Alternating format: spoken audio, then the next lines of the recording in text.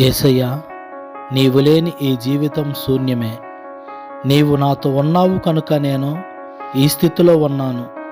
యేసయ్యా, నేను ఎదుర్కోలేని ఎన్నో పోరాటాలు వచ్చినా, సుడిగుండాలు వలె శత్రువులు నా మీదకి లేచినా, అపనిందలు నా మీద మోపి నా అన్నవారిని నాకు కాకుండా చేసి నన్ను ఒంటరివానిగా చేసి నా హృదయమును గాయపరిచిన వారిని నీవు చూస్తూ ఉన్నావు.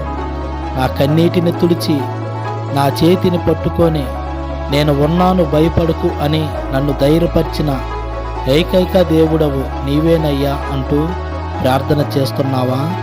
అందుకే దేవుని యొక్క వాక్యం తెలియపరుస్తుంది.